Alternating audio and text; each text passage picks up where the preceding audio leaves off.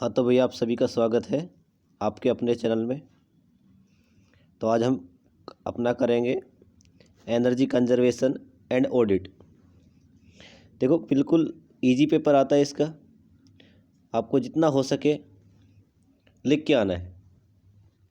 इस वीडियो में लास्ट तक बने रहना। जितने मैं आपको क्वेश्चन करवाऊंगा वो आपको सीधे पेपर में देखने को मिलेंगे।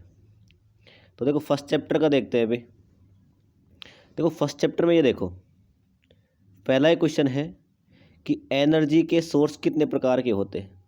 तो पहला होता है प्राइमरी, सेकंड होता है सेकेंडरी। प्राइमरी का मतलब क्या है? जो प्रकृति से प्राप्त हो, जैसे तेल हो गया, कोयला हो गया, गैस हो गया। आपसे सीधा क्वेश्चन पूछेगा अभी कि प्राइमरी सोर्स के एग्जाम्पल क्या क्या होते हैं। तो आप सीधा लिख के आना वहाँ पे कि प्राइमरी सोर्स के एग्जाम्पल कोयला हो गया, गैस हो गया, प्राकृतिक गैस हो गया। ठीक है, ये कोयले के बारे में थोड़ा सा पढ़ लेना अभी, इम्पोर्टेंट है, ये भी इम्पोर्टेंट है। ऑयल हो गया, गैस हो गया, न्यूक्लियर हो गया। सेकेंडरी सोर्स क्या होते हैं अभी? तो सेकेंडरी सोर्स वो होते हैं जिनमें वे सोर्स जो प्राइमरी एनर्जी सोर्स द्वारा इनडायरेक्ट रूप से एनर्जी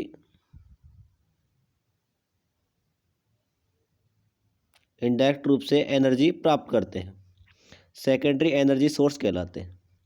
देखो सेकेंडरी एनर्जी सोर्स का सबसे बड़ा एग्जांपल है सूर्य। सूर्य के बारे में थोड़ी सी बातें कर लेते हैं अभी।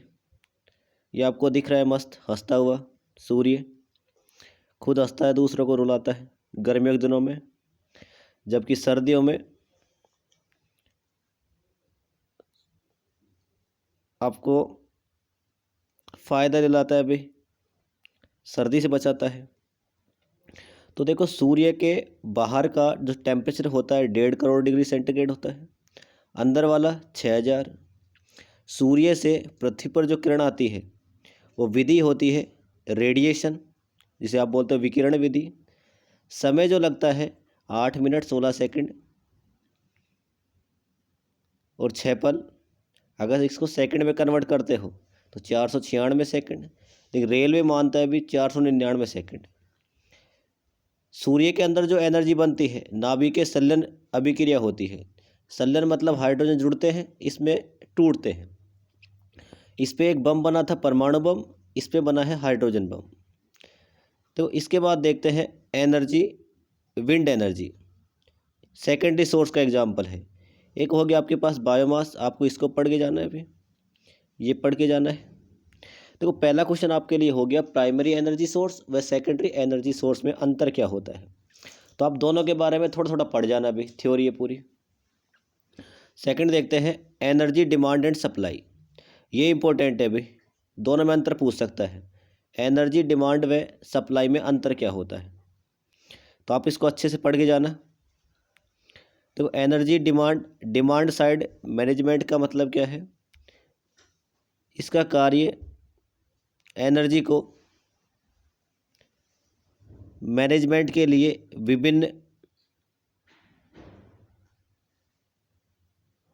लोड के लिए, जैसे फाइनेंशियल हो गया, व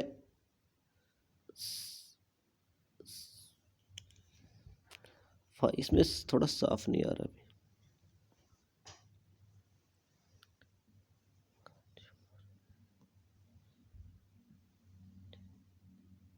अच्छा भाई देखो पूरा ये है। डिमांड साइड का मतलब क्या है? कंज्यूमर के अकॉर्डिंग एनर्जी को चेंज करता है, कंज्यूमर के अकॉर्डिंग एनर्जी को चेंज करता है। सेकंड बात करें तो demand side management, energy policy, ये आपको सारे पढ़ के जाने भी, थोड़े से, थोड़ा इंग्लिश में भी है, थोड़ा हिंदी में भी है, दोनों। देखो और कुछ पढ़ो ना पढ़ो, लेकिन ये बड़ा इंपॉर्टेंट क्वेश्चन है। एक तो मैंने आपको पढ़ाया अभी सोर्स वाला कि दो प्रकार के सोर्स, प्राइमरी और सेकेंडरी। सेकेंडरी ये इंपॉर्टेंट भाई, एनर्जी कंजर्वेशन व एनर्जी ऑडिट में अंतर क्या होता है, आपको पूरा पढ़ के जाना है। ठीक है भाई। तो देखो होता है क्या, एक बार समझा देता हूँ मैं। इसका प्रिंसिपल एनर्जी कंजर्वेशन की पॉसिबिलिटी को फाइंड करना होता है। एनर्जी कंजर्वेशन का मतलब क्या होता है, एनर्जी को बचाना। ऑडिट का मतलब क्या है भाई, एनर्जी ऑडिट का प्रिंसिपल एनर्जी कंजर्वेशन के रिजल्ट को दर्शाता है कि भाई आपने कितनी एनर्जी कंज्यूम कर ली। सेकंड देखो, एनर्जी कंजर्वेशन में एनर्जी का कंजप्शन कम होता है। इसमें देखो इसके द्वारा रियल एनर्जी कंजप्शन को निर्धारण करके फ्यूचर के लिए प्लानिंग की जाती है। थर्ड पॉइंट देखो, डोमेस्टिक लाइट मैनेजमेंट में एनर्जी कंजर्वेशन के लिए लाइट के लिए सूर्य के प्रकाश की उपस्थिति में आर्टिफिशियल लाइट का प्रयोग नहीं करना चाहिए। इस वाले में देखो भी, इंडस्ट्रियल एरिया में उपयोग की जाने वाली इलेक्ट्रिकल मोटर का मेंटेनेंस या रखरखाव या आउटपुट पावर में मेजर करने से कॉस्ट कम हो जाती है। एनर्जी ऑडिट 3 प्रकार के होते हैं, प्राइमरी, नॉर्मल और लार्जेस्ट। देखो आपको सिंपल में बताऊं तो आपको लिख के कैसे आना है। एनर्जी कंजर्वेशन का मतलब क्या है, एनर्जी आपने खर्च करने के तरीके ढूंढ लिए। एनर्जी को बचाने के तरीके मतलब क्या है, आपने एनर्जी को कंजर्व करने के तरीके ढूंढ लिए। ठीक है भाई, आपने एक बार एनर्जी कंजर्व करने के तरीके ढूंढ लिए, उसका रिजल्ट क्या आया, उसे क्या बोलते हो, एनर्जी ऑडिट। अब आप इतना जानते हुए आपको मैंने टॉपिक बता दिया, आप लिख के अच्छे से आ सकते हो। तो आगे बढ़ते हैं भाई। इंपॉर्टेंट क्वेश्चन ये वाला, 2 क्वेश्चन बताए, प्राइमरी और सेकेंडरी, और एक ये वाला भी।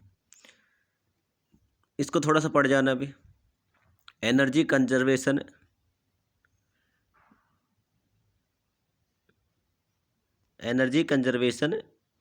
फॉर इम्पोर्टेंस भाई, आपकी एनर्जी कंजर्वेशन की इम्पोर्टेंस क्या है, ये सारे पॉइंट हैं।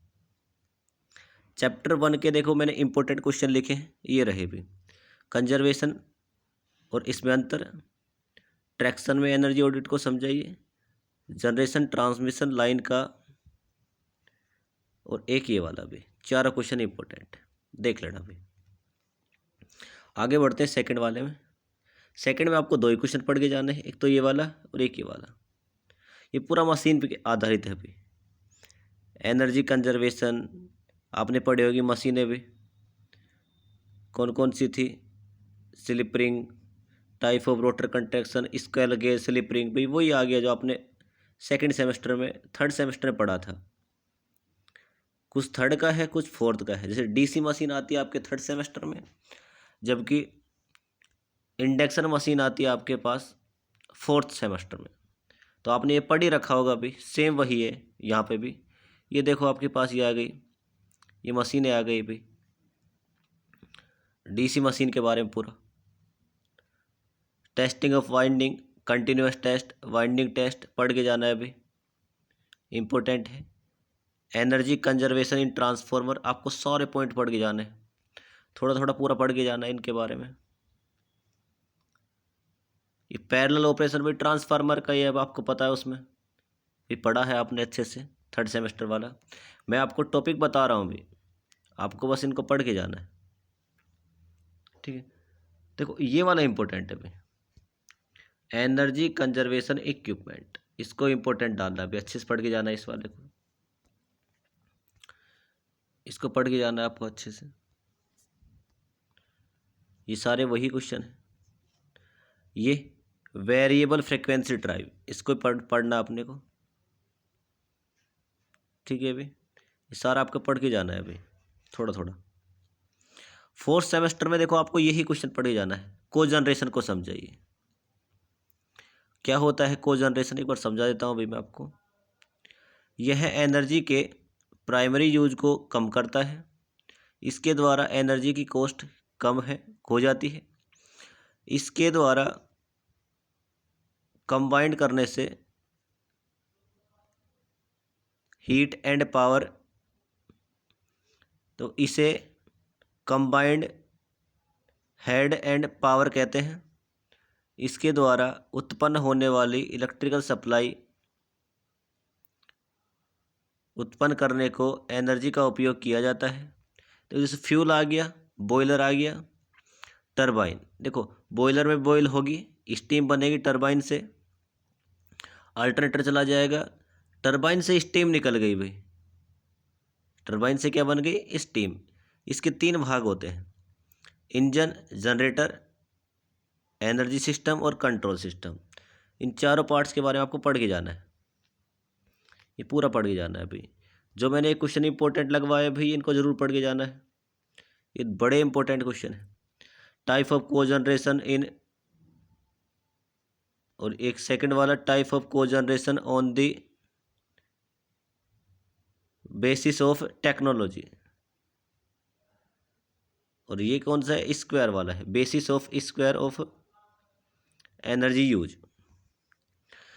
देखो लास्ट अगर मैं बात करूँ तो इन सब में से ज़्यादा इम्पोर्टेंट है टैरिफ, 90% आने की संभावना है 20 वाले क्वेश्चन की, आपको पूरा अच्छे से पढ़ के जाना है। और टैरिफ क्या होता है भाई, सिंपल मैं आपको बताऊं तो टैरिफ वह होता है कि भाई जो आपके घर में बिल आता है उसे टैरिफ बोलते हैं। तो देखो मान लो आपने कोई कंपनी बना ली, आप सप्लाई देना स्टार्ट कर दिए, तो देखो आप क्या देखोगे? जनरेशन की कॉस्ट को देखोगे, ट्रांसमिशन की कॉस्ट को देखोगे, डिस्ट्रीब्यूशन की कॉस्ट को देखोगे, और ऐसा बनाने के बाद भाई आप अपने प्रॉफिट को भी तो देखोगे, आपको प्रॉफिट भी तो होना चाहिए, बगैर प्रॉफिट तो आप कोई काम नहीं करोगे। तो टैरिफ ऐसा होना चाहिए जिसमें जनरेशन की कॉस्ट ऐड हो जाए, ट्रांसमिशन की, डिस्ट्रीब्यूशन की, और अपने उसके फ़ायदा प्रॉफिट। अब आपने टैरिफ बना लिया, टैरिफ के फ़ायदे नुकसान क्या है भाई? टैरिफ ऐसा होना चाहिए जो आपको आसानी से समझ में आ जाए, सस्ता हो, लोग मीटर लगवाने की कोशिश करें, ये नहीं भी चोरी से चला रहे हैं मस्त तरीके से। बिल की जो कॉस्ट है वो सस्ती सस्ती होनी चाहिए, आपने जो बिल बनाया है वो समझ में भी आना चाहिए लोगों को। ऐसा नहीं है भाई आपने बिल बना दिया 1.5 लाख का, 2-2 लाख का, तो ऐसा भी नहीं होना चाहिए। तो ये सारे बातें इसमें लिखवा रखी है, आप पढ़ लेना इसको अच्छे से। अब टैरिफ की बात करते हैं, 7 प्रकार के होते हैं भाई। देखो टैरिफ डिसमेरिट का मतलब क्या है? देखो लोड फैक्टर हो गया, डिमांड फैक्टर, डाइवर्सिटी फैक्टर, ये सारे अपने जनरेशन में पढ़े हैं भाई, फर्स्ट 3rd सेमेस्टर में। आपको ये ऊपर वाला नहीं पढ़ना अभी बिल्कुल भी। टैरिफ ऑफ डिसमेरिट का मतलब क्या है? टैरिफ के नुकसान, लोड फैक्टर, ये सारा। देखो टाइप ऑफ टैरिफ ये पढ़ के जाना है, इंपॉर्टेंट है भी। 7 प्रकार: simple rate, flat rate, block rate, 2 part tariff, maximum demand, power factor tariff, 3 part tariff. तो सिंपल रेट टैरिफ जो होता है उसकी एनर्जी कंजर्वेशन की जो यूनिट का जो खर्चा आता है वो आता है ज़्यादा, याद रखना भी। कॉस्ट पर यूनिट क्या होती है? हाई। कंजप्शन, देखो ये किसी प्रकार का भेदभाव नहीं करता। देखो आपको मैं एक चीज़ बताऊं भाई, याद रखना कि आप जब आपने अगर एनर्जी को ज़्यादा से ज़्यादा उपयोग किया, जैसे कंपनियां वगैरह हो गई, फैक्ट्री में जितना ज़्यादा बिल आता है भाई, जितनी ज़्यादा यूनिट निकलती है उतना ही खर्चा कम आता है। जैसे कि आपने 100 यूनिट यूज की तो आपको मिलेगी 8 रुपये पर यूनिट, 10 रुपये पर यूनिट। अगर कंपनी अगर 1000 यूनिट यूज करती है तो उनको सस्ती मिलती है भाई, तो उनको मिल जाएगी 6 या 5 रुपये प्रति यूनिट के हिसाब से। मतलब क्या है, जितनी ज़्यादा आप यूनिट खर्च करोगे उतना ही आपका जो कंजप्शन का यूनिट क्या हो जाएगी अपनी, कम हो जाएगी, खर्चा क्या हो जाएगा, कम। अब ये ऐसा नहीं है भाई अपने घरों में हो जाएगा, अपने घरों में नहीं, आपको कम से कम महीने की 4 से 5 हज़ार यूनिट यूज करनी होगी, तब जाके ये खर्चा कम होता है। अब तुम कभी सोचो भाई हमारे तो महंगा आता है, उनके सस्ता आता है, तो वो ज़्यादा यूनिट यूज करते हैं इसलिए उनको क्या आता है, ज़्यादा आता है भाई, उनको खर्चा कम आता है, अपने क्या पड़ता है, ज़्यादा पड़ता है। देखो सिंपल रेट टैरिफ, देखो फ्लैट रेट टैरिफ देखते हैं। फ्लैट रेट का मतलब क्या है? मान लो 2 फ्लैट हैं तो अलग अलग देना, तो अलग अलग। लाइट लोड वाले के लिए कितना दे देगा? 8 रुपये। हैवी के लिए भी जो इंडस्ट्री वगैरह है उनके लिए कितना? 7 रुपये कम कर देगा। ब्लॉक रेट का टैरिफ का मतलब क्या है? अलग अलग ब्लॉक के लिए अलग अलग, सिंपल सा भी। 2 पार्ट टैरिफ का मतलब क्या है? 2 पार्ट टैरिफ में एक तो फिक्स चार्ज होता है, एक running charge. Fix charge maximum demand पर डिपेंड करता है, यह है यूनिट जनरेशन पर डिपेंड करता है। तो टोटल चार्ज हो गया B kilowatt, C kilowatt hour. B क्या है यहाँ पे, चार्ज पर kilowatt of maximum demand, charge पर kilowatt hour of unit generated. तो इसको देखते हैं भाई maximum demand tariff. Maximum demand के लिए और कुछ नहीं करते, ओनली मैक्सिमम डिमांड मीटर लगाया जाता है। सेम टू पार्ट टैरिफ की तरह होता है, बस इतना से याद रखना। पावर फैक्टर में पावर फैक्टर लगा लेंगे।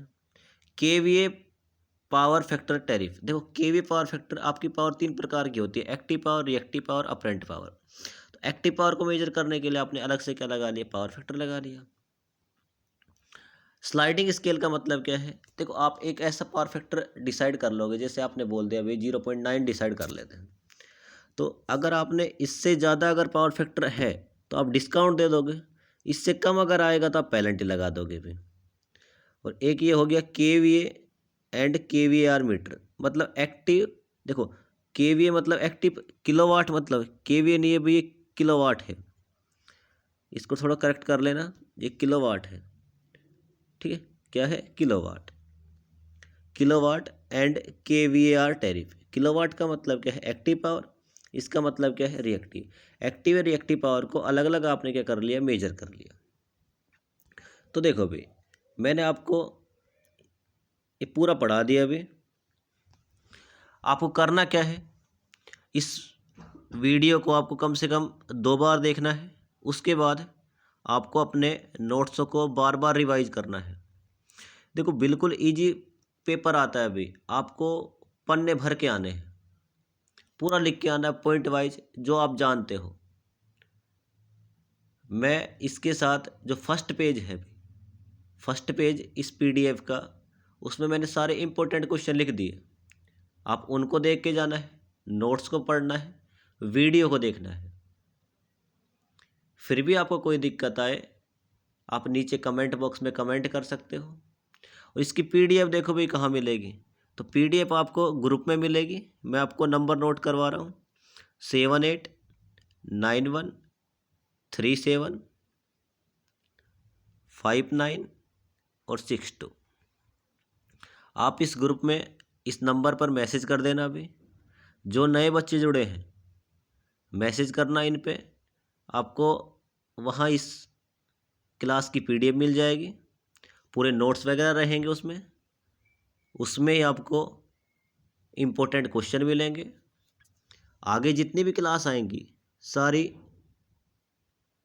सभी का नोटिफिकेशन आपको उस क्लास में मिल जाएगा। फिर मैं आपको बोल रहा हूँ भाई ये आपका चैनल है, आप जैसे कहोगे वैसे इसमें क्लास लगेंगी।